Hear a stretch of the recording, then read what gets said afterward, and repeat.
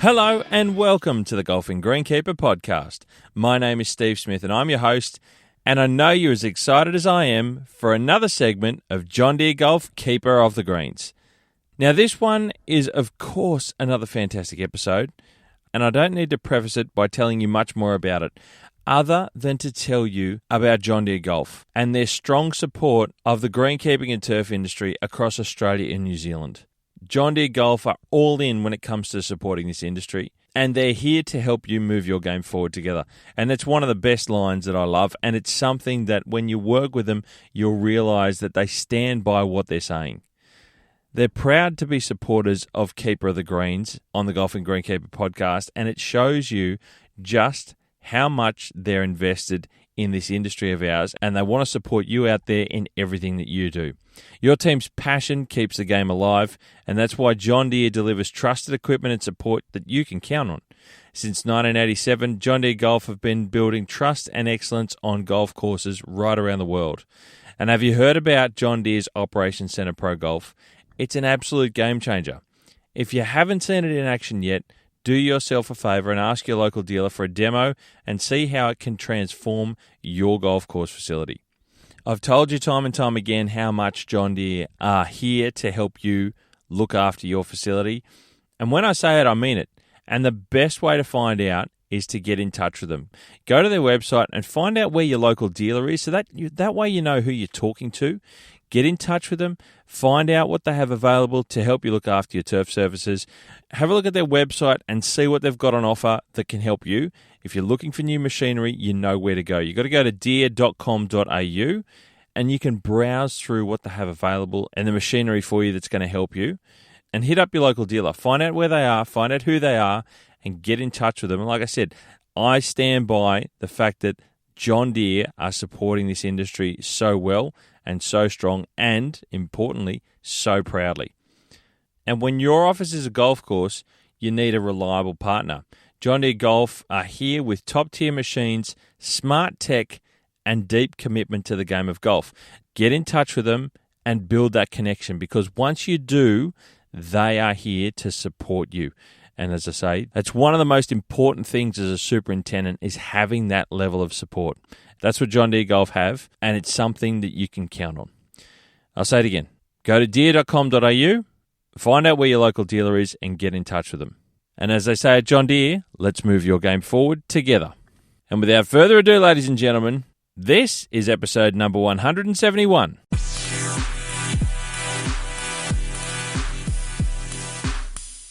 Ladies and gentlemen, we're time again for John Deere Golf Keeper of the Greens, and I'm excited to have another person that's not someone who's got a very, very long 40-year greenkeeping history. So this is a little bit different, but we're in New South Wales. We're going down the South Coast, where I have joining me on the phone at Catalina Club, Catalina, I think it's called now. Is that right? Club Catalina, Darcy, is that right? It's actually just Catalina Club now. They've had a few rebrands, but... Catalina Club. We'll get there. Catalina Club. I've got joining me Superintendent Darcy Jones. G'day, Darcy. How are you? Yeah, good. Thanks, Steve. How are you? Now, we've just thrown your name in the mix before I even got to introduce you there. And these clubs often do rebrands along the way. I always call it Catalina Golf Club still, because I was there. I reckon I played in the 90s. I reckon it was 94 when I played there. I was a kid. Yeah. I think it would have been the Catalina Country Club back then. There you go. That's exactly how I remember it. There you go. And now it's all different names and different things. But it's the same spot. It's still a big golf course, and it's very well known down that way, and certainly well known throughout New South Wales, mate. Thanks for joining me on the podcast. We're digressed already. I've forgotten with the name. Mate, thanks for coming on. It's great to have you.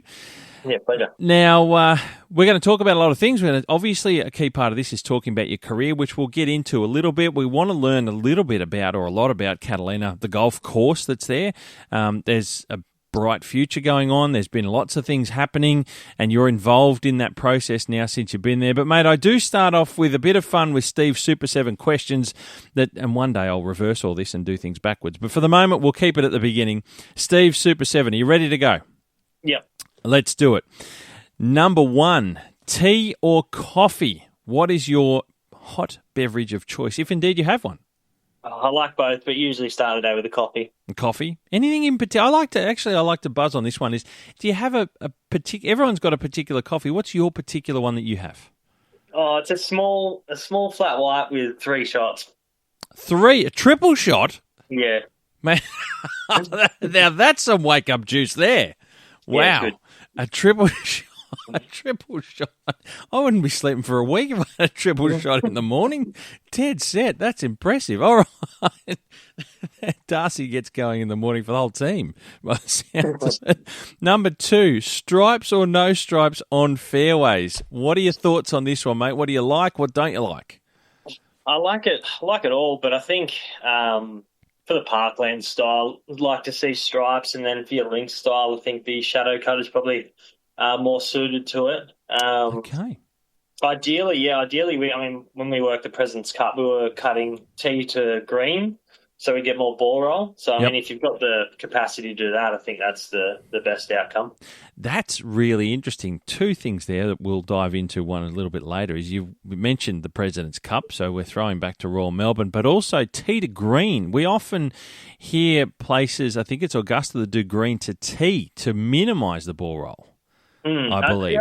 I suppose it depends how they play. If you want the balls to roll off into the bunkers and be a bit faster, I suppose that's the result there. But very interesting. Very good. We've got some things there that you're teasing us with already, mate. Number 3, we move on.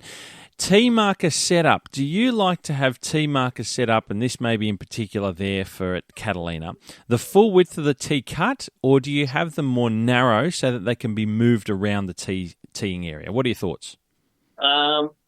We've got a variety of different size tees here, so I think the ones that are able to split in half, we will, just to manage the wear a little bit, particularly on the par 3s. But the par 4s and par 5s here, generally it's a full width just because the tees are quite small. Okay, so they're sort of narrow enough that doesn't it's easier to just have them the full width type thing. Well, there's not really any other option. Yeah, okay, fair enough. They might be 2 paces wider than otherwise. Very good. Number 4, what is your favourite grass variety, mate? What are your thoughts? What are your feels? What do you think? I wouldn't say I've really got them. I actually quite like the zoysia we've got here, but I think it's pretty hard to beat the sand and seed combo they had at Royal Melbourne with the Colonial Bent or the New Suttons mix. That was pretty impressive. Yeah, wow, okay. That's cool. There's some interesting things there. And again, you're teasing us with a bit of zoysia. It's something that I'm hearing more and seeing more in and around golf courses. Certainly on New South Wales, it's coming down this far, down further south than what we would normally traditionally see for the warm parts of the country. Number 5, should bunkers, and this one I'm really interested in always, should bunkers be presented perfectly for golf in the same way that we present turf surfaces for golf? I don't think so. I'd like to. I think everyone would, but just the labour cost in itself has probably ruled that out. So we just try and do it a couple of key times through the week and then hope that the golfers manage them themselves and rake up after them. But that's not always the case, particularly with social golf. Yeah, no doubt about it. It's never the case, really, to be fair. Number 6, what is your opinion of green speeds, mate? Well, I suppose it's sort of irrelevant. It depends on the architecture of the green. So if you've got, they cut the fescue at sort of 4 mil down in Tasmania, so that suits the slopier greens. But yeah, I guess if you've got old architecture and pretty flat greens, you probably want a bit more pace to make them interesting. Very good. Well said. Very succinct as well, mate. Thank you. And the final one, number 7, which golf course, not your own, would you recommend people visit and why? And this is a bit of paying it forward to something else for people to learn about. What are your thoughts? On the South Coast?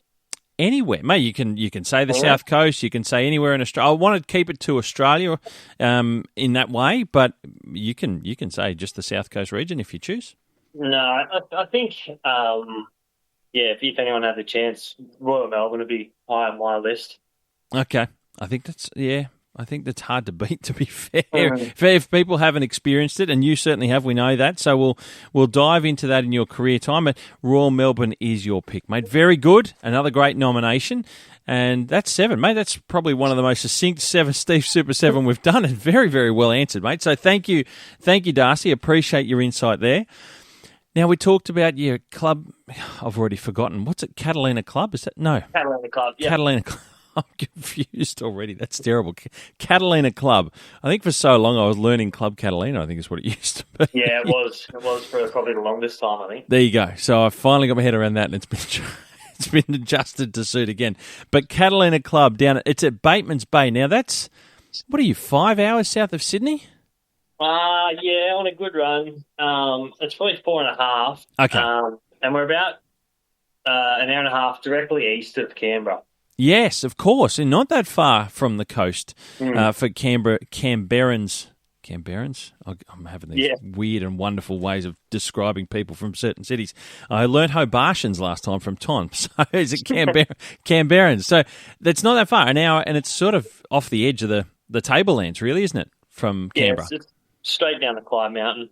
Yeah, there you go. So easy enough to get to play some coastal, and you're in amongst a lot of grouped South Coast courses. There's some wonderful tracks down that way, and we might touch on those a little bit later. But you're 27 holes, big course, and we want to learn about that, like I mentioned. But let's start at the beginning for you, Darcy, because I'm curious. I've seen some bits and pieces on your LinkedIn profile of some courses that you've worked at in the past. So let's take us back to the beginning, if you can, please, mate, to how do you get involved into greenkeeping? Is it something that you fell into, you got into from school? How did you get there?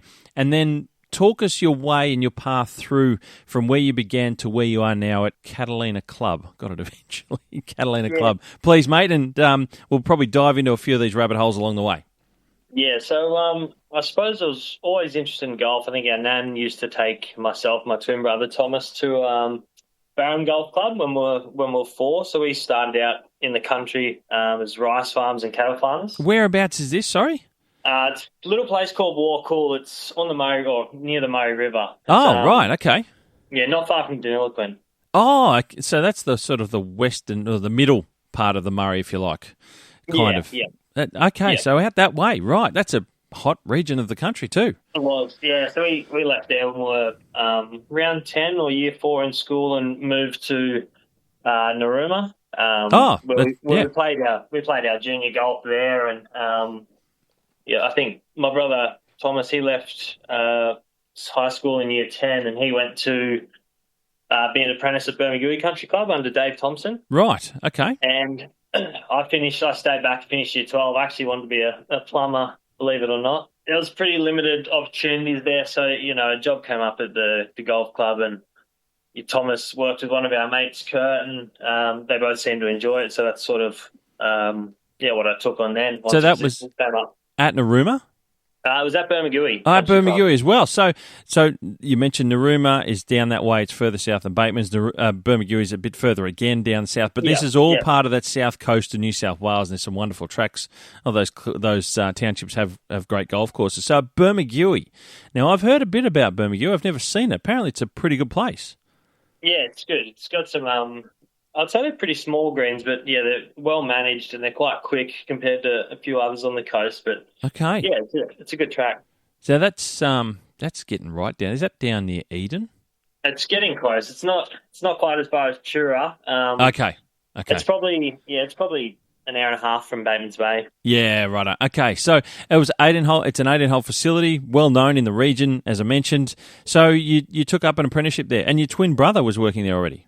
Yeah, he was 2 years ahead of me. So, we did our apprenticeship together for 2 years. Yep. And then he moved across to the Ohio State program, and I stayed on, finished my apprenticeship there. And I had my partner at the time, which wasn't an option for the Ohio State program, because obviously they sort the visa out for you only. Yeah, yep. I decided I'll try my luck overseas and went to England and did a stint at Royal Wimbledon. Wimbledon Tennis, the AELTC, I think they call it. Hang on. So you finished your time at Bermagui and then you go to England? Yeah. Got to do a bit of travelling. Wow. And you organised this on your own? It was actually with the help of Pat Wilson. Okay, yep, at Pambula Marimbula. He helped reference me across, and yeah, they're always sort of keen to get Aussies on board. So, yeah, it was actually an easier process than I would have thought at the time. Wow, and I've had Pat on this podcast for this segment in the past. So great fella, great bloke, and loves to certainly help young people working and navigating their way through the trade. So he helped you get over there in terms of a reference. So this is the England. Did you say Wimbledon? All England lawn tennis and croquet, I think it's called. But yeah, it's Wimbledon. Okay, right. For most people. Wow, that would have been a change. It was good because it was. I guess it wasn't golf, so it was a little bit different. I think the soil was a bit different. They actually bring it in single bags when they do the top dressing at the end of every year. Of course they do. I couldn't imagine anything else. It's a pretty serious business, but yeah, they it was good to see how they, I guess, treated the turf, and it's interesting because it's not really like golf course. They'll start again every year on as many courts as they can. So they'll top make the whole thing, get rid of it, and then they'll level with. It's actually a traditional way. They'll sort of angle the level lawn and just walk it through, and then anytime there's a low spot, they'll fill it up, and then they just reseed into that. Wow. You mentioned there top make. For a lot of people that don't know what that is, please explain that to us. There'll be plenty listening that have never heard that term. Yeah, it's just literally, I wouldn't say verticutting, but I think phraseling is probably better term for it. But essentially, it takes the top off as level as possible and just gets rid of all the material into a trailer, which is dumped elsewhere. It basically shaves it right down too, doesn't it? Yeah, there's no, it's below the point where the vegetation will come back. So if you get any, I guess, coarse varieties or something, anything you don't want, like poa, you're taking all that out and you're starting fresh. Yeah, so completely new beginnings. Yeah, which I think they do for centre court and number one court every year, and then they rotate what they can on the outer court. Wow, so that's a decent exercise every year. Yeah, and that's sort of where the volunteers stay till once renovation's done. You sort of finish up. I think the grow mats go back on the courts, and they sort of overwinter a little bit. Yeah, wow. And were you interested in how different those turf surfaces, sports surfaces were compared to golf? Did that interest you? Yeah, I suppose it did. I guess at that time, I love golf. I like playing golf, so I thought that's where my future lay. But yeah, it's always good to get out and see how the facilities do things, particularly off-road. Mate, that's a special place to be working. Not too many people get that opportunity. How long did you last there at the All England Club? I was just there for a 7-month stint, and then I guess I wanted to see what the greenkeeping side for golf was like. So I moved across to Royal Melbourne Golf Club, which is just a stone's throw from there. Really, it's just over the common north of the village, Wimbledon Village. Okay. So, I mean, I guess the only difference was I couldn't get the trains in because I started a lot earlier at the golf course, and I was travelling from southwest London, so it was a pretty big hike. It was 2 night buses and a couple of 20-minute walks to get there. Right. And it was cold. It was extremely cold, but the whole overpass would freeze that I walked over every day. Mate, this is quite a change from Australia. Yeah, it was. Was that was it different enough in the working environment of looking after a golf course being such a cold climate? I imagine it was very different, but how different? Can you explain that? I guess it's they had what they call a heathland style course there at the top, and then arguably maybe some more parkland style holes down the bottom where the water sat a little bit more. Okay. But yeah, it was certainly interesting to see that native heathland they've got there, and then I guess transition to Royal after that because it's a similar mentality to what they do in the UK and Ireland and Scotland. So I think the main difference was there was very little irrigation. There wasn't much of a water storage for them either. So they relied more on just the weather. As you can see when they play the Open at St Andrews, like everything's browns off, and that's acceptable. Yeah. Just okay, because they don't have the irrigation to worry about. Well, I assume that's why. I'm not the challenge. Sure, but yeah, it's not usually something they're too concerned about, and then they can just oversow. I guess the biggest thing was it was definitely softer conditions. It was wetter more often. Yep. And in the winter, the bunkers freeze to the point where you can't rake them. So, yeah, you can't do much there. That's one of those funny rarities that we used to have at Katoomba as well in a cold climate, was if the sand was wet from rain the night before or something, and then you'd have a sweeping cold change that would just drop in winter, and the sand freezes. It's a really odd thing, and you can pick it up because we didn't get the super deep freeze, but you'd pick up a layer that might be a centimetre or two thick, and it just cracks open like it's just a piece of. It's almost like a piece of wood. It's really odd, but I imagine, so we used to have that on the rare occasion, but I imagine that's more frequent over in the UK, where they get much colder temperatures more regularly. So there you go. That's wild. That's very different to where you were growing up and working. How did you find organising some of this stuff yourself and getting into the golf course there from tennis? Was that easy enough to do? Actually, I had a mate of mine, Brad Foster at Shura. He's actually the superintendent at Shura Beach now. He was working there the season I was working at the tennis, so I just sort of caught up with him beforehand and then just discussed meeting up with Sean Whipp. I think I've heard that name before, so there you go. And how long were you on the golf course there working for this stint? Yeah, so I think it was just another 7 months. And then, you sort of have to find work in a different industry in between unless you come home. Just because obviously none of the golf course are really keeping people on. So I didn't want to do that again and sit through another English winter while, the seasonal work in Australia was kicking off. So I thought I'd, try and find something at the start of the season here. Out of curiosity, you mentioned English winter. So you were there during that time. Like, is that... Yeah. I've heard some Poms, and I've mentioned Josh Smith, who's out here working at the moment again. This time he's at Royal Canberra, who I've had on the podcast before. But I've heard him talk about the differences between that UK British winter and even the differences here. Like it's stark. And what's it like as an Aussie though? Because we don't know what that's like. We've never felt that before. Is it a challenging thing or is it just different? I think it's cold. It's probably comparable to somewhere like Cooma or something like that, but it's more the darkness that is the surprising part. So you go to work in the dark, you come home in the dark. Yeah, right. Yeah, it's surprisingly windy as well through that season. Okay, because I imagine, the darkness is the part that I would struggle with. I struggle in winter here because there's not a lot of daylight. But I hear someone like Josh talk about it and how different it is, and I wonder as an Aussie going over there experiencing it, whether it would be dramatically different that you just go, what is this? This is weird. It is odd, but I think you get the opposite in summer where you've got these really nice days and it's sunlight till 10, 11 o'clock at night. So yeah, wow. I think it makes up for it. It's a very fun place to be in the summer. Yeah, okay, that's interesting too. That's cool. So you've spent your time. You're finishing up in the UK. You've decided you're going to find work back here in Australia. Where does life take you? Under the guidance of Sean, he sort of said, if you're gonna move to Melbourne, you might as well try one of the big clubs. So off that, I just emailed the club at Royal Melbourne and just asked if they had any positions coming up.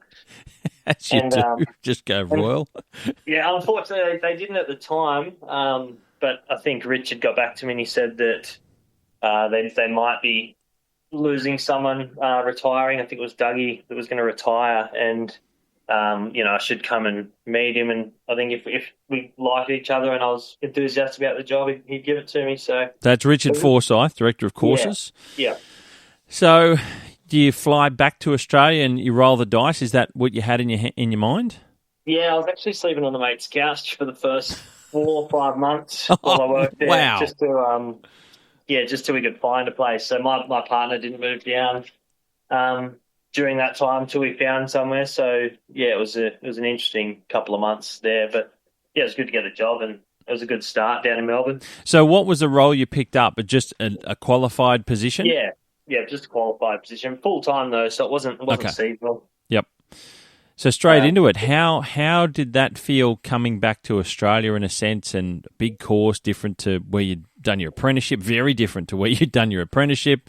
What was that feeling like walking into Royal Melbourne? Because that's a bit of a deal. Yeah, it was.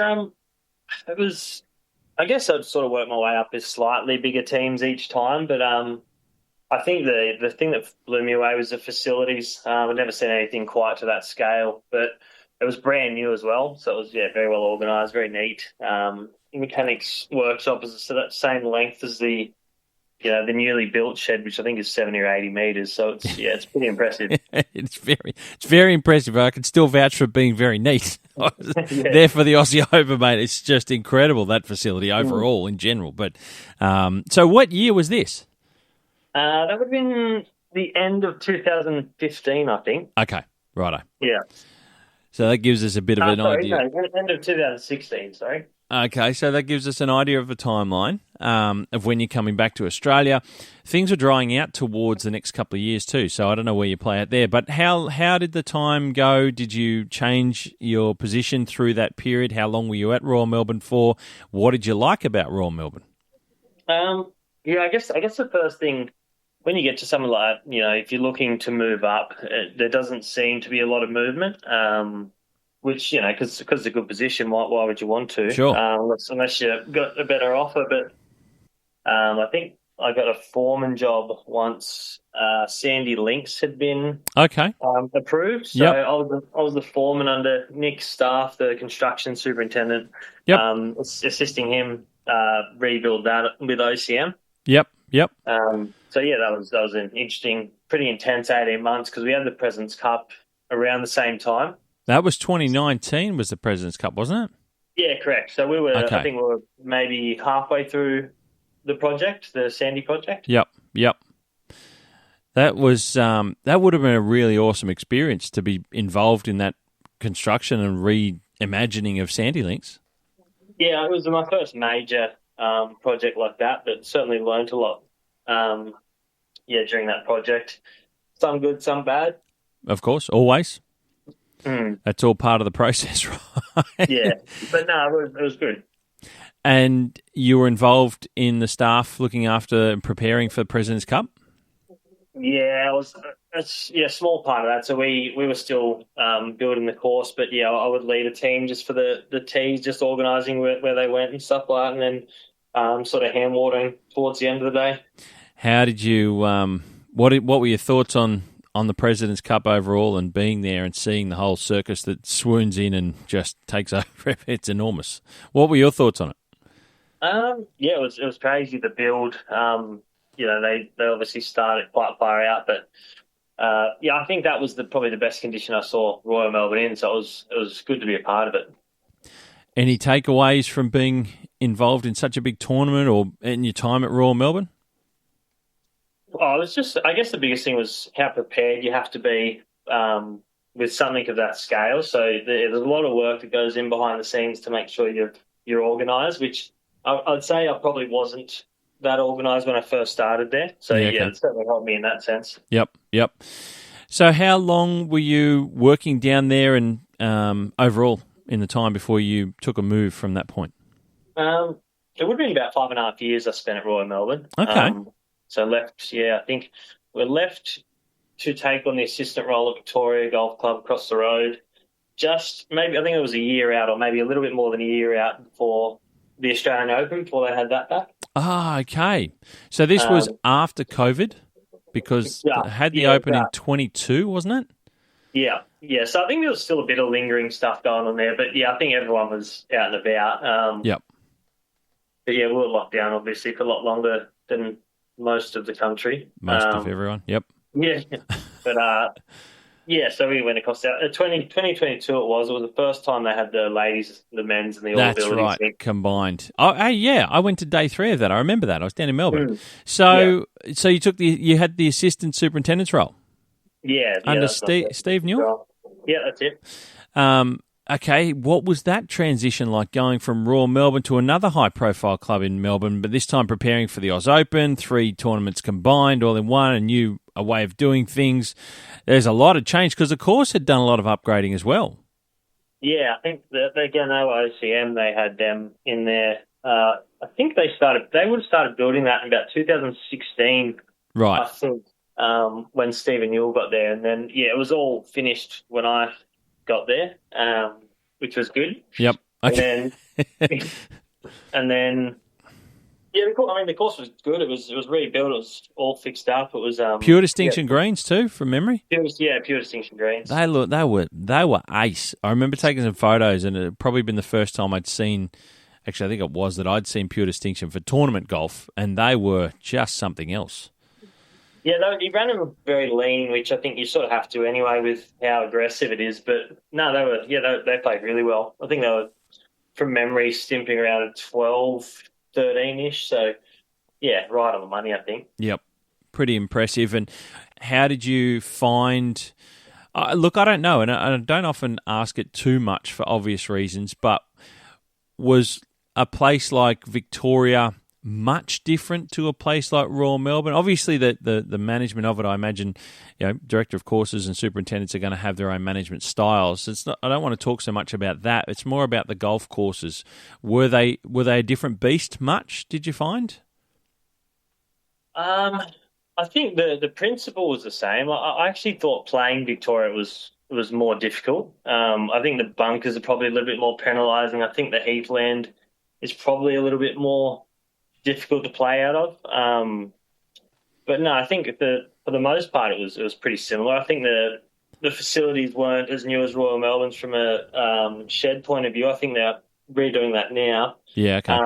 But yeah, apart from that, I think it was a fairly young team at both places. So it was just learning the characters, and I guess also how Steve managed his golf course. But yeah, there's certainly different approaches, but yeah, took a lot from both places. For sure. Did you learn much about the differences from, or I shouldn't say did you learn much, did you get to pick up on many of the differences in terms of those greens? Because one's new in pure distinction at Victoria, and one's obviously very different in the Suttons mix at Royal Melbourne.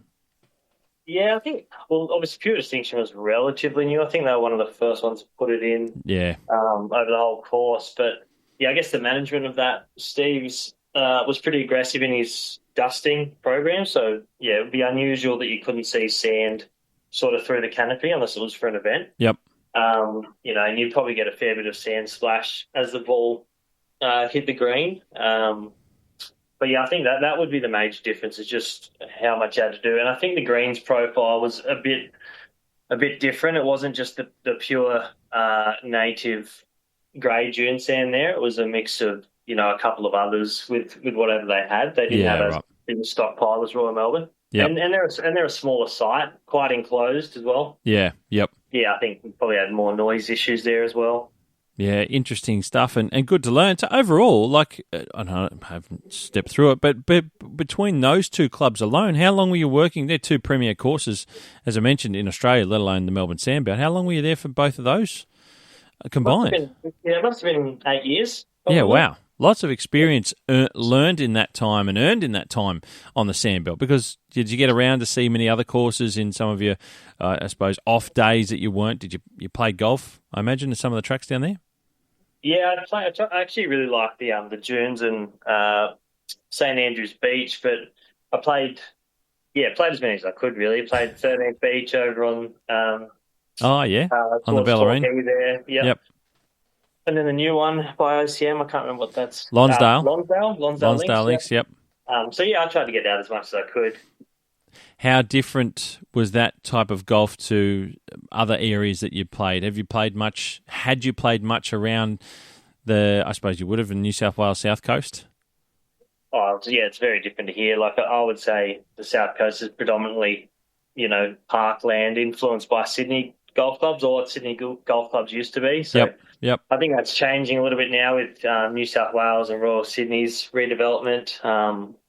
But yeah, I always thought that the Sydney clubs were more parkland style, and the Sandbelt was more your links, or did the links well. Yep.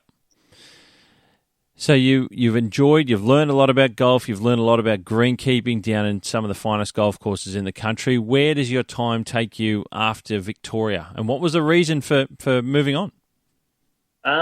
It brought me here to Catalina. So I think in that time we'd had one kid, Casey, and he was probably I think he was probably 14 months old when we left Melbourne, but it was probably realising that there's probably more of a lifestyle here, and the job came up at Catalina, and it was probably one of the best opportunities if you were to move home. So my parents are still here, or my mum's still here, my sister's still here. Okay. A little bit closer to Sydney where my brother is as well. So yeah, it was a no-brainer. It was tough down there without the family support for babysitting and stuff like that. So Yep.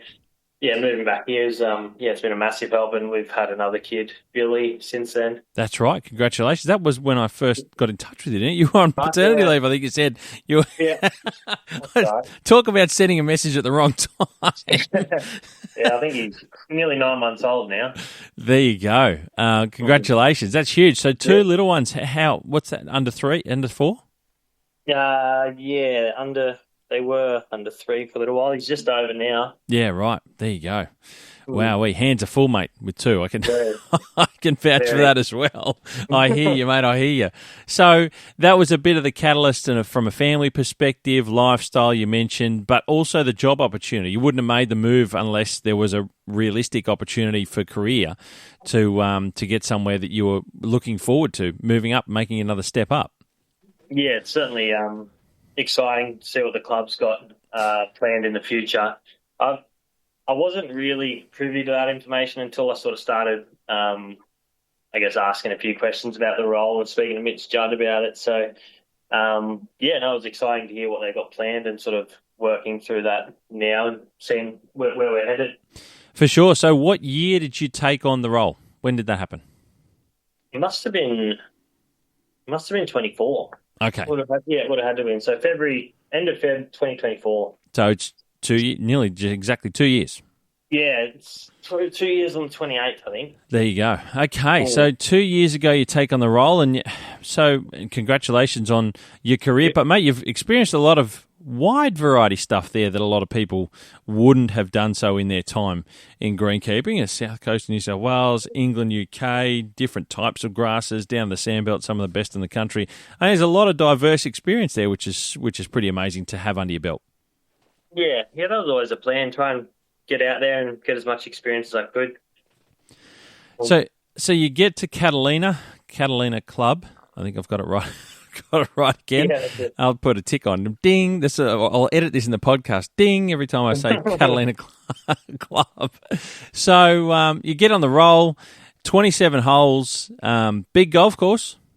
Yeah, I think we're about 66 hectares within our boundary. Wow. And that doesn't seem enormous to me when considering the site Royal Melbourne was over, and particularly with Sandy as well. But it's more so that it's a parkland course. Everything needs to be mown. We've got kayak fairways, so it gets away from you. For sure, especially if it's a wet year. Yeah, a wet summer, which we've had 5 of in a row.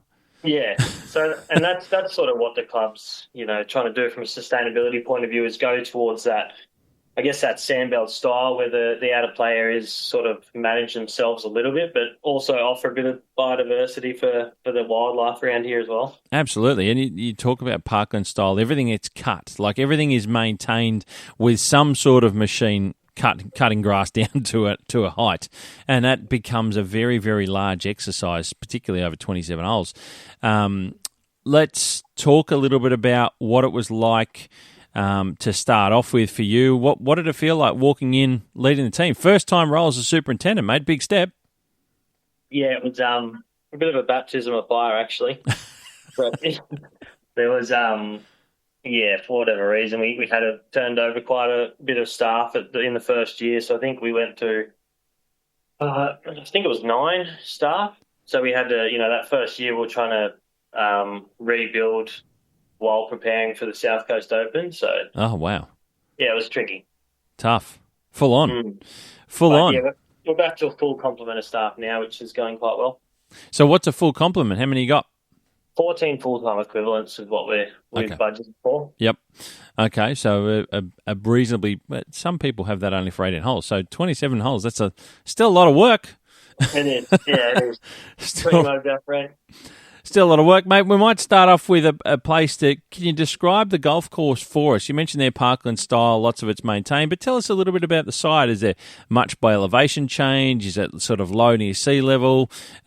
What's the type of, is there lots of trees in a parkland style? I guess there is. Do you have gardens? Do you have, what does it look like?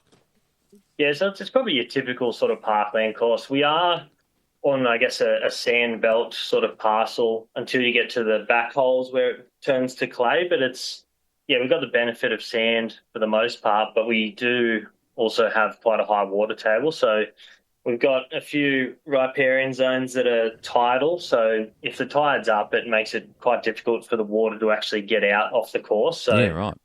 We get the pumps out and start getting it to the waterways, but we really just need the tide to go down before it really moves off site. It was originally, I think it was planned to have houses on it. I think LJ Hooker was selling the land to prospective clients from Rose Bay, so that's actually where Catalina got its name. It was named after the Catalina seaplanes that used to fly them. Yes, at Rose Bay. Yeah, okay, that's interesting. I didn't know that. There you go. So when they sold the parcel of land, it was under the condition that they kept Catalina in the name, and that's where we got that from. There you go. We learn something new every day. Always wondered why it wasn't called Batemans Bay. Yeah. Okay, there you go. So it has a connection, or be it a loose one, to Rose Bay in Sydney. Wowee. Yeah. There you go. But the rest, you've got the waterways, the high water table. We've got a lot of wildlife, so we've got a pretty big population of kangaroos. We have a big population of corellas and cockatoos that enjoy damaging the greens. That's a punish. That's a black snakes. Yeah, they can be friendly. They can be friendly some of the time. There's no doubt about it. But those corellas and cockatoos, dude. Do they cause you no end of grief? Because I know that they do on a lot of courses around New South Wales or around Australia from time to time. But if they're roosting nearby, that's all bets are off. It's always this time of year. They have a crack at the kayak, which is not as much of an issue, but then they'll just go and dig up the greens, and there's an hour's worth of work just trying to get it back in play. How many do you have at a time from in the flocks that swoop in? Hundreds. Did they come? Were they always there? As far as talking to the membership, and I say always. Have they been there for a long time, or are they only recent? It seems to be seasonal. It seems to be from about November to March that the worst of it happens. Okay. See, because I'm just going to mention this one with us at Katoomba. We'd never had them, ever had them before, and then the drought brought them from the west of the mountains up to us, and then we had a permanent residency of about 400 birds. And I think that's what it is. I think when it's dry, they come to areas, because we've got an unlimited supply of water with the effluent we have. The place is always green, and they've always got access to the fresh roots, which I think is what they're pulling it up for. Yeah, right, okay. We never had them, and we only had them the last few years at Katoomba because of the drought. But none of the locals had ever seen them there before, which was really unusual. But they do come into golf courses when everything else is dry around, because they particularly sit on farmlands and all that sort of stuff where they can pick away at anything. Yeah, well, we've got a pretty big population of the grey-headed flying foxes here as well that migrate seasonally. Wow. And they've caused some big issues over the town at one point. I think we've got the transformer that powers the pump shed, and I think they would roost on that or fly over it, and it would end up stop it arcing across. It'd fry the fuse, so they'd have to get Country Energy in and rewire the fuse and another crack. But even just driving down the street, people trying to put out their washing, it was just disastrous. Fair income to that extent. So I'm told. Wow, there you go. Interesting stuff. Sometimes you can get, we'll talk about the kangaroos as well, because I know they can cause dramas. And this is not dramas. I'm not trying to badmouth native wildlife, but these are things that occur not just on golf courses in local townships, but kangaroos can cause some grief as well, right? Grazing and scratching up and bits and pieces from time to time. I think they're really only a bit of an issue when they pull up the fairways in the cooler season, when you don't have the recovery. Yeah, this right. Okay. This time of year, it's not too troubling. The big males will fight on the green and scuff it up a little bit, but once you mow over it, it's usually okay. the big males. I'm sure you got some big ones too. Most places have usually got a couple. They're significant. But these are the first world problems we have on a golf golf course. I remember the cockatoos and corellas. Once we had them, and they would just make the holes as big as buckets. Yeah, that's the biggest issue, I'd say. It can be frustrating at times, but there you go. So, sandy site, so it bodes well for an interesting future. Let's talk about your grass types on your golf course. What are your grass surfaces made up of? Tees, fairways, surrounds, greens? What have you got? So at the moment, the old, no, I shouldn't say the old architecture before Harley's redesign on 15 was just kayak tees, kayak fairways, kayak surrounds, and then a bent Poa mixed green. Okay. We've transitioned with the new hole that Harley did as sort of a bit of an example to the membership of what, we're looking at doing is Zoysia tees, Zoysia surrounds. I think it's Sir Grange and pure distinction greens with kayak fairways. So the surrounds are pretty significant. There's probably 50, 60 metres leading up to the green, so it can play sort of more like the fescue, and you can do a lot more, or you can try a lot more different shots. Yep, bump and runs, it bounces, it rolls, it does all those things that kite doesn't usually allow for at all. It's quite the opposite. And that, in a sense, and having had Harley Kruse from KruseGolf as a friend of the podcast, had him on the design brief a number of times, and he rebuilt. This is similar to what Kalara, that he rebuilt and redesigned Kalara Golf Club here in Sydney, which had kike all over the place. But that sounds like it's the same thing, where it's the kike fairways remain where they are, but you bring in the Zoysia to allow for that sort of more bouncy type of golf and the pure distinction greens. We played Kalara just to have a look at it at a CMA day there, and it's essentially the exact same principle, but I think they have a lot more undulating land. We're relatively flat, so their bunkers are certainly more dramatic than I think the membership would tolerate here. Yeah, and to say Kalara is undulating is probably a fair understatement as well. It was a tough call. It's impressive. I like it. It's a very, very interesting undulating golf course. There's no doubt about it. Yeah. So yours is relatively flat compared to that, but this is the surfaces that is part of it. And we'll talk about the golf course redesign in a little bit more detail as well soon. So, but understanding what you've got at the moment for the majority is that it's generally a kite golf course. Yeah, okay. It is. Do you have as it stands today, do you have an interesting part of the golf course you like the most? It probably is that new hole at the 15th tee. Just looking up and you got the mountains in the background, it's a pretty impressive spot. That or the 17th tee. It's probably one of the higher points of the golf course, sort of looking down over the rest of it. Okay.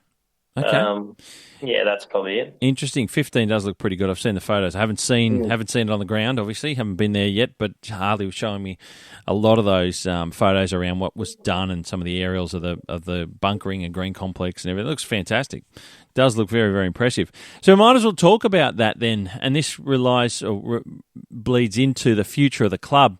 You've come in at an interesting time. You mentioned 2024. I know some things had already been the ball was rolling in terms of where the club was looking to go with a bit of a future plan overall. Recently, they've just approved, and it's been announced about the clubhouse being redone, and there's talk of a practice fairway, which is going to then lead into some real significant overall changes to the golf course as part of this KruseGolf, and I think CDP are involved as well, Clayton, DeVries, Pont, as a joint works together. So there's some pretty big names in the architecture world for golf courses getting involved here with Mike Clayton and Lucas Michelle. There's lots. Harley Kruse obviously got it started and he's involved. There's a pretty impressive future ahead here. How's all this going? How's it all planning to go? Yeah, it's going pretty well at the moment. I think we've just lodged DA maybe a month or two ago. So we expect that to take up to 12 months, and then I guess we'll see what comes out of that process. Sure. But I think the target would be to start the driving range and the pro shop expansion first, and then the golfers wing sort of side of it. Yep. And then whether we've got the capacity to then start rebuilding maybe the 9 holes that are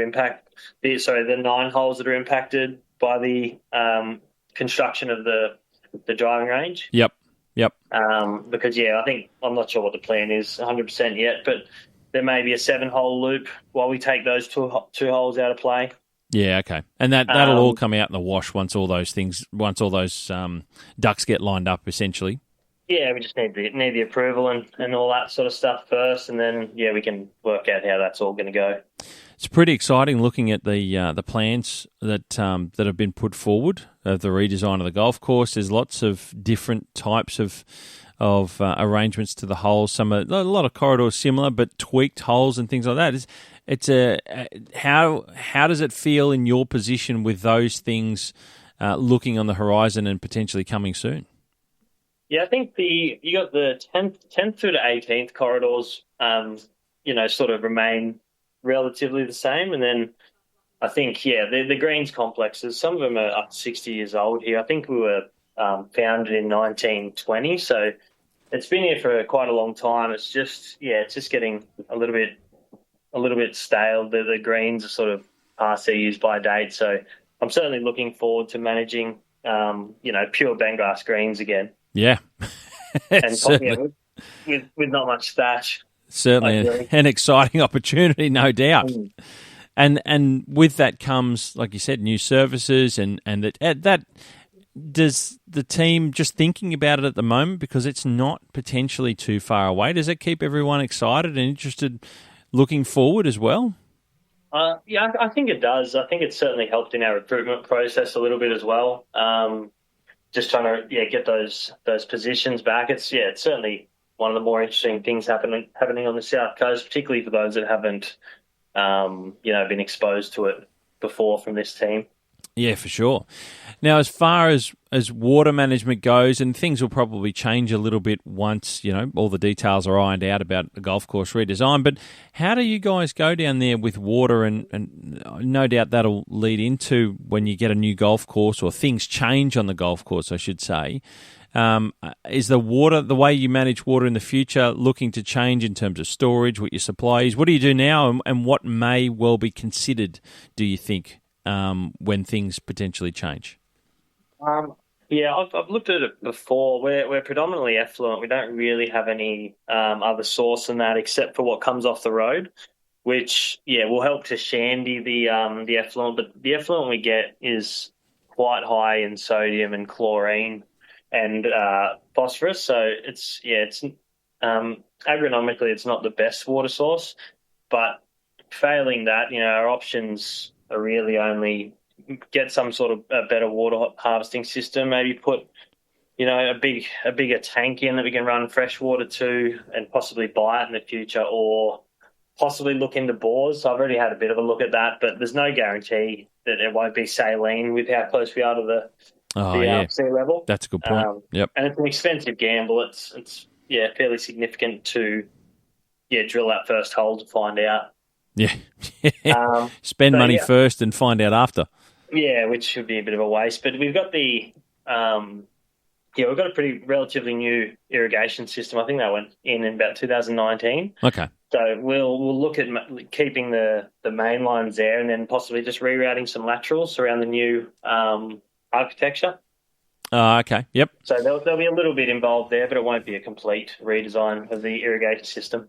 How much does your recycled water challenge you as it stands on the greens and your turf surfaces? What do you do to manage that? We do have an injection unit that's hooked up to the irrigation system, but I find that the monthly applications of gypsum and dolomite sort of do most of the heavy lifting for us. And then obviously a good flush of rain never hurts. A good flush of rain when you can get it. Yeah. So we see the greens go backwards, particularly through your dry spells in spring and stuff like that. And then you put the gypsum on and flush it through even with the salty water, and you do get, a pretty significant response. Like the turf certainly likes it. Do you have an allocation specifically for the amount of recycled water you can use? Because speaking with Tom down in Hobart, and obviously every state and every jurisdiction is different, I'm just curious to know how it works for you guys. No, they'll essentially give us as much as we want. We can't put out as much as I'd like to at the moment. So yeah, wow. the kayak being on sand is extremely thirsty, particularly when we get a bit of wind and stuff like that. So, yeah, I can put out 1.5 meg a night at the moment, and sometimes doesn't do the job. We can't keep up. Dead set. Yeah, on the fairways, the greens are okay, but fairways, you put what you think is a lot out, and it still dries out in spots. So we've got a wetting agent injection hooked up as well, but yeah, it can be a bit of a challenge.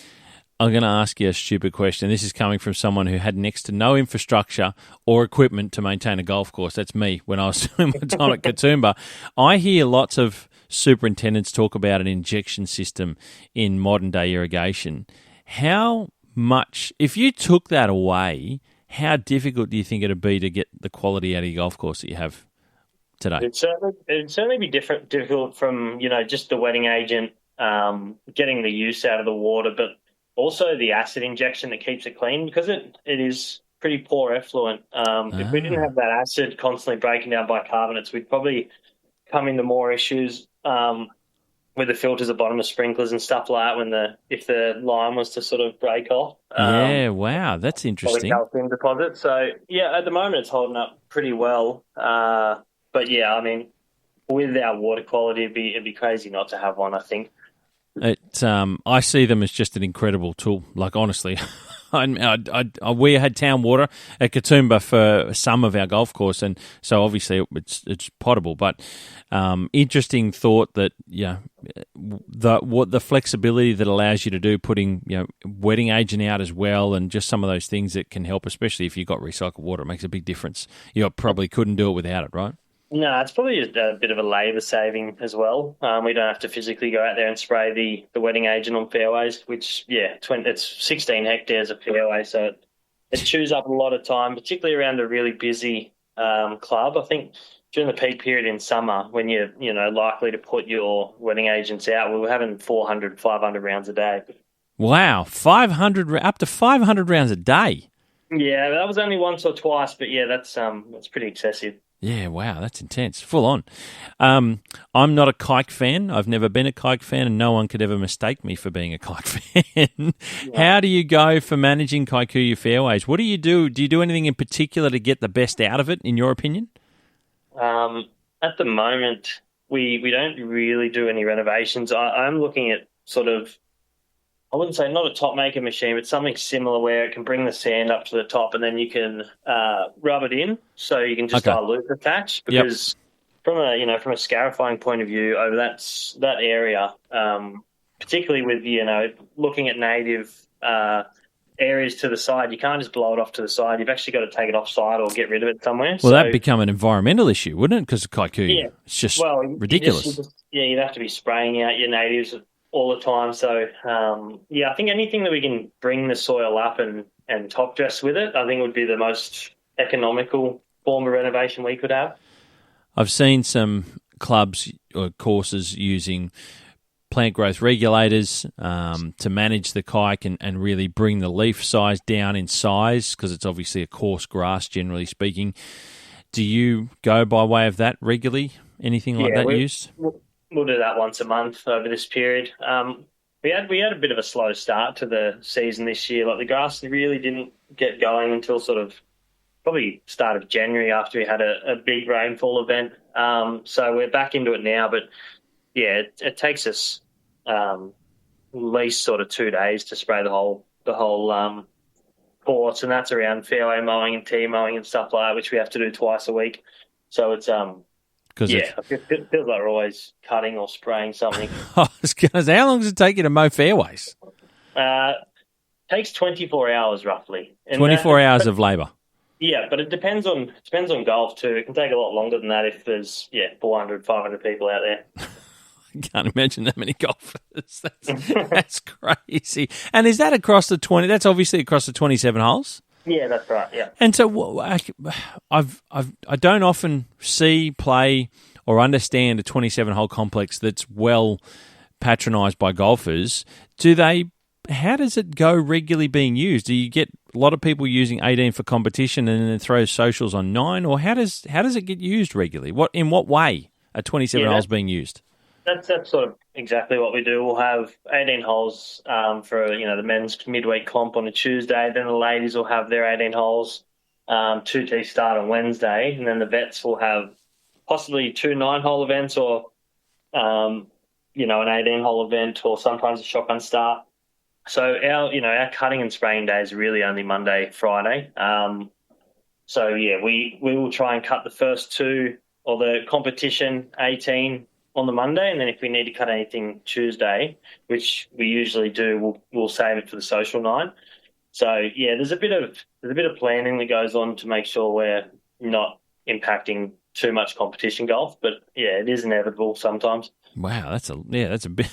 It's a busy 27 holes. I suppose it's no different having two 18-hole courses. I've always wondered about, because 18 holes to me seems easier to go, well, there's 18 over there and there's 18 over there, so people do it. I've just always wondered about a 27 arrangement, which way it gets utilised. Yeah, I found it a little bit challenging, particularly coming from a place like Vic or Royal, where we were assigned just 18 holes, so it was we didn't really have to worry about the other 18 or too much. Yep. That just managing that was a bit of a eye opener at the start, but yeah, we're sort of live and learn. Yeah, you got to roll with it, right, and work it out. Yeah. Work it out for yourself. Tell us a little bit about your personnel in your team. I always like to hear and like to talk about some of the people that you've got involved, your assistants, so on. Who have you got to make up your team? Yeah, so I got Wayne Gregory, who's he's actually been here 40 years not so much in this role, but at the club 40 years. I think in April. That's outrageous. People like that should be given an award by His Majesty. I'm sure that the Prime Minister or somebody. That's it. And I started off with a podcast talking about how you hadn't been there for 40 years, but your assistant has. Yeah, so he's seen it all. That is unbelievable. Pretty handy. And then we've got Jared, the foreman, who's recently been promoted into that position. He was irrigation tech for a little while. And then we've got sort of a mix of groundsmen and qualified greenkeepers with 2 apprentices at the moment. Okay. And a full-time mechanic, sorry. Oh, and a full-time. Well, you got to have that, right? You got to have a full-time mechanic. They're worth their weight in gold. Yeah. How do you go? I noticed you mentioned full-time equivalents there before when we were talking about your team. Is that... I'm hearing this more in a modern day. Certainly I didn't have it when I was a superintendent, but I'm hearing it more now, and it seems to be an adjustment based around not being as easily able to employ full-time staff. Is that a correct way of viewing it? Yeah, having...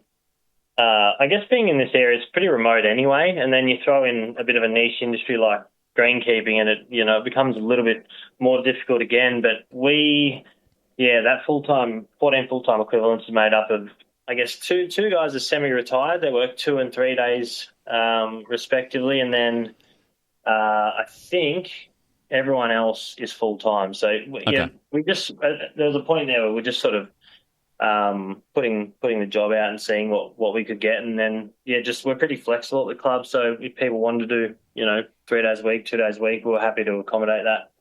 Yeah, okay. And that's good to have as well, that flexibility for people in their lives and their careers, different times and parts in their lives that might not be able to do or be interested in full-time. So it's good to have that flexibility in the team as well. You can accommodate different types of people and be a little bit more open to different types of people. Yeah, I've heard that the PK and that will use the university students, but that's just not really an option for us down here. Yeah. It'd be good, but I think our closest uni is Canberra or Wollongong. Yeah. Yeah, you're right. Probably Canberra anyway, but interesting. Have you, what are some of your biggest challenges in maintaining the golf course, do you think? For me personally, staff's always going to be one, sourcing them and then training them, particularly. At the moment we've got a team consistently of people that have never really played golf. So that initial 6 months to a year, just sort of teaching them, I guess, the rules, how to set markers, what to be aware of, how to be safe on the course and stuff like that is tricky. Yeah. But then, from a water point of view, we've got pretty poor water, which is challenging maintaining that.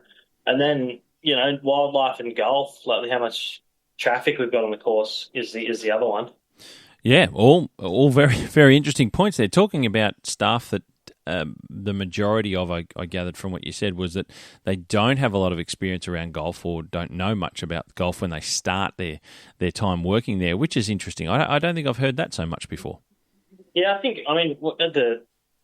guess at the Sandbelt, I found there were more golfers that found their way into the role, but yeah, here I'm not sure. There's only a handful of us that play golf. Yeah, okay. There you go. Mate, Catalina Club is, like I mentioned at the beginning, it's a well-known club. It's 27 holes. It's I think it's probably the biggest. No, it's not, because you've got 27 holes at Pambula Merimbula as well.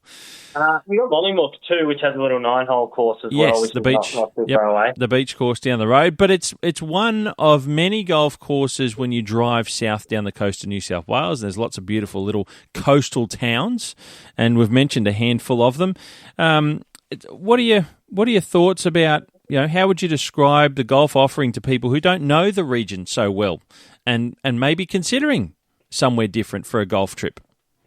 I think it's pretty relaxed. I think it's certainly enjoyable golf, particularly the weather. The weather's usually pretty temperate here, so yeah, it's always good to get on the course. But I think from architecture point of view, I think Naruma's probably the most impressive sort of visual course we've got down here, and then they're all different in their own way, but I think they're all worth playing. I see Catalina Club being probably the biggest financially, and I don't know if I'm being wrong or rude to anyone in particular, but that's how I've always seen it anytime, and I've travelled down there plenty of other times, but just not for golf. And it's a great sort of space to be located because the town, it's a beautiful, I absolutely love Batemans Bay. The wife and I used to go down there, and we stayed at the caravan park a few times on the northern side of the river, just near the bridge. Oh, yeah. Great spot, easy to stay, easy to get to, and easy to get around. It's just a beautiful location, like you mentioned, Naruma. There's cheeses down that way. There's lots of different things that you can experience along with just the scenery. And it's like you say, it's a very temperate part of the country, certainly of the state of New South Wales. But I really enjoy it. I think Batemans Bay is a great space to sort of base yourself a little bit, easy to get around. But Catalina Club's always been sort of the biggest one for me when I've ever ventured down that way as a golf club. And 27 holes is a big offering as well. So I see you as a bit of a shining light down the South Coast, personally. Yeah, I think we've just got the advantage of being where we are. So we were obviously the first port of call when you come over the mountain, so people don't usually go too much further if they don't have to. Yep. And yeah, the club's in a pretty strong financial position, which is enabling us to do all the works. But we've got a progressive board and progressive management as well. It's sort of making the decisions now to put something in. We've seen how successful the Rangers can be. Not only places I've worked, but places they've visited as well. And so we're trying to diversify. We think we're probably getting close to a point where we're not turning people away, but the service can't keep up to the standards we're looking at. So we're just trying to expand on what we can offer. Pretty exciting position to be in overall, though. Yeah, it is good. And I assume you got a loyal band of membership that really enjoy the course and love the course. Hence, backs the financial position you're in about seeing the club do all these different parts in moving forward as part of their overall future plan. What's it like for social golf visiting? Do you get plenty? Oh yeah. I think that's sort of what makes up a big percentage of it over the holiday period. But then, the Saturday comp's pretty well supported. It's rare that you'll have a spot available if you leave it more than sort of that first day that it's opened up. So Sunday's a little bit more relaxed, more social golf, less competition for spots on the timesheet. But yeah, we're certainly very well supported by social groups from Sydney and Canberra and all that sort of stuff. And of course, I keep forgetting how close you are. An hour and a bit. It's not far to Canberra. Like I used to drive that far to go to a shopping centre living in the mountains. It's ridiculous, right? But that's pretty handy to do. And vice versa, you can go and visit the golf courses up there, or if you're up there, you can come down and visit Catalina as well. So it's good to know that it is that close to Canberra, just across and off the edge, essentially down to the coastline.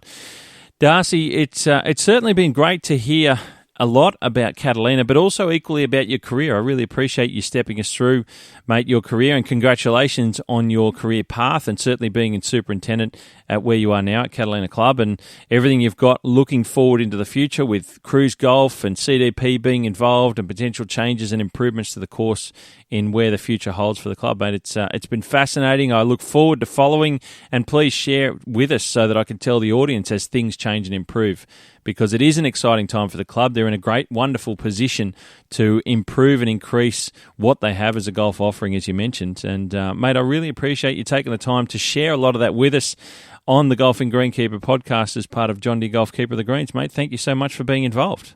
Yeah, thanks for having me on. Appreciate it.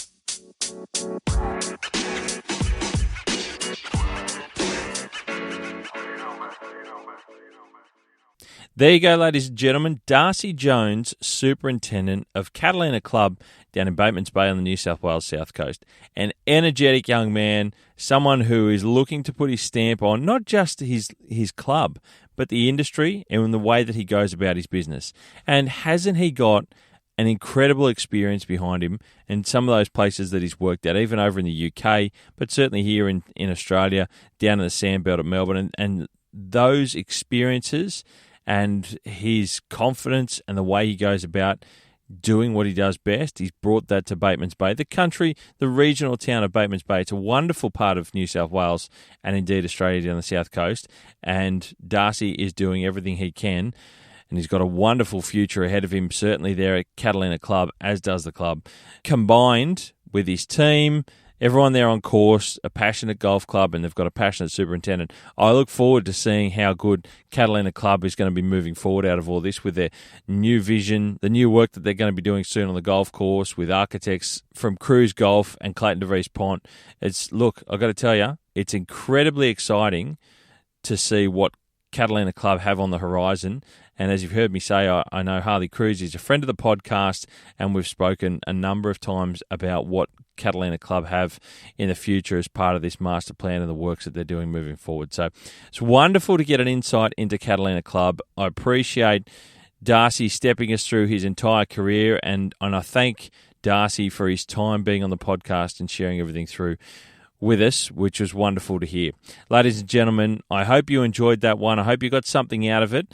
And as always, I'm sure you did. I get lots of wonderful comments from everyone when they listen. So I do thank you, everyone out there, for listening to John Deere Golf Keeper of the Greens. I know you're big fans of the podcast and certainly this segment.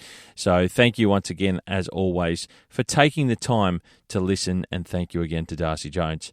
Now, please like, share, and subscribe, ladies and gentlemen. There's so much that goes through in helping. When you do that, it helps the podcast get out to so many more people.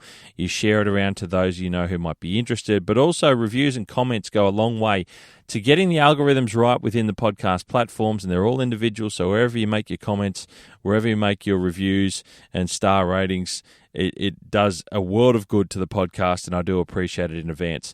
Lots of clickables in the show notes, as always. There's a stack in this one of things that Darcy and I spoke about, so please go through the show notes, and there's a number of past episodes with past guests that you can go and click on if you haven't listened to them. Even with Pat Wilson, if you've never listened to that conversation I had with Superintendent Pat Wilson from Pambula Merimbula, that's on there. You just don't need to go searching for things. Just go to the show notes, go down the bottom and click it, and it'll take you straight to it if you haven't heard that one. So all of the stuff is in the show notes. All the homework's done. Ladies and gentlemen, I appreciate your time listening. I appreciate the support, the ongoing support of John Deere Golf and how they're supporting this turf industry, greenkeeping industry of ours. They're here to support you, so go and lean on them and get what you need, get the most of what you need from John Deere Golf, because they're not shying away from the fact that they're here to support you. So go and find out how they can help you do your job better, and they are ready to go. Go to deere.com.au and you'll find out where your local dealer is, and that's how you get in touch with them, and they'll support you in everything that you're looking to do to improve your golf course and the way you maintain it and what you're presenting as a golf course offering to golfers out there.